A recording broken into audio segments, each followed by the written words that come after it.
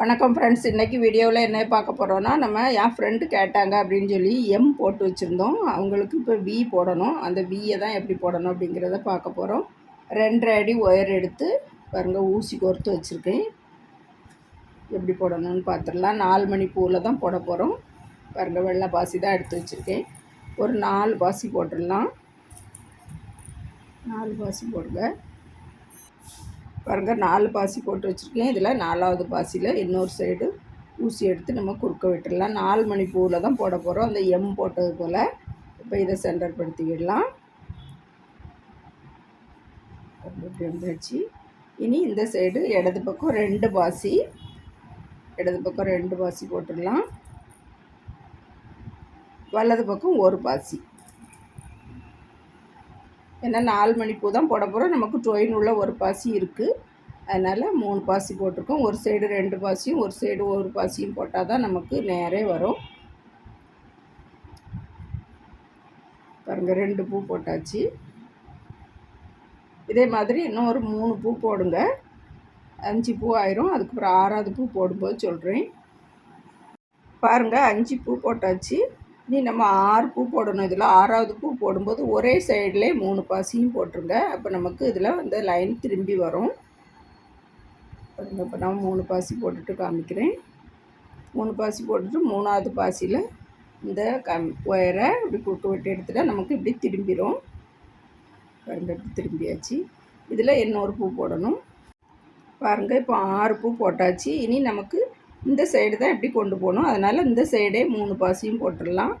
பாருங்கள், 2 பாசி போட்டிருக்கேன். இன்னும் 1 போட்டுடலாம். போட்டுட்டு இந்த சைடில் இருக்க ட்ரெயின் எடுத்து இதில் கொடுத்துடலாம். அப்போ நமக்கு இப்படி வந்துடும். மேல் பக்கமாக ட்ரெயின் வந்துடும். இனி இப்படியே நம்ம மறுபடியும் ஒரு 5 பூ போட்டுடலாம்.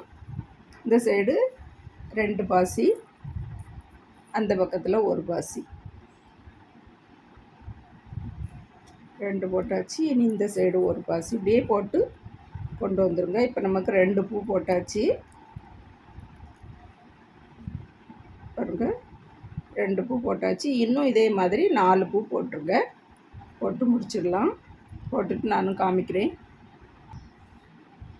பாருங்கள், இந்த சைடும் அதே மாதிரி 6 பூ போட்டு முடிச்சாச்சு. இதே மாதிரி இன்னொரு பீஸும் போட்டு எடுத்து வச்சுக்கிடுங்க.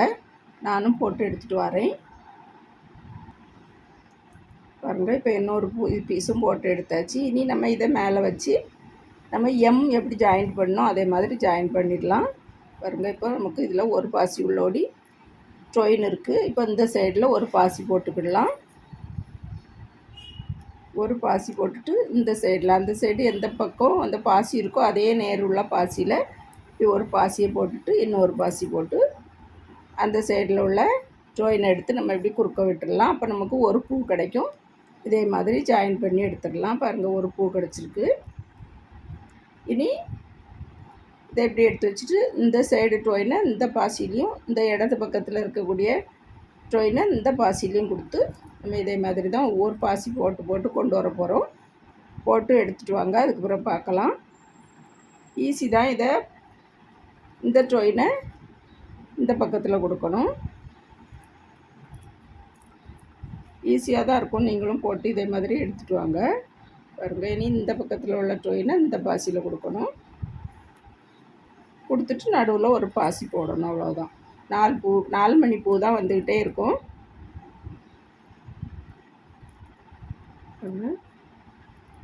இதை இப்படி எடுத்து வச்சுட்டு நம்ம ஜாயின் பண்ணிகிட்டே வரணும். போட்டு முடிச்சுட்டு காமிக்கிறேன் ஃப்ரெண்ட்ஸ். பாருங்கள், செய்து முடித்து இந்த வியை இது எம்மையும் சேர்த்து ஜாயின் பண்ணியாச்சு. ஊசியில் நூல் அந்த ட்ரெயினை கோர்த்து வச்சுட்டு அந்த பாசிலையும் இந்த பாசிலையும் மட்டும் அப்படி கொடுத்து எடுத்துட்டேன். எடுத்துகிட்டு இதில் ஒரு ரிங்கும் போட்டு விட்டாச்சு. இனி இதில் சாவியை போட்டுக்கிடலாம். ஏன்னா சின்ன கம்பி போட்டால் கலந்து விழுந்துடக்கூடாது, இது தொலைஞ்சிரும் அப்படின்னு சொல்லிட்டு இப்போ பெரிய கம்பியாக போட்டிருக்கேன். பாருங்கள், பெரிய கம்பியாக போட்டு கொடுத்தாச்சு. இனி அவங்க இதில் சாவியை போட்டுக்கிடலாம். யூஸ் பண்ணுறதுக்கு நல்லாயிருக்கும். எங்கேயும் விழுந்துரும் அப்படின்ட்டு பயப்பட வேண்டாம்.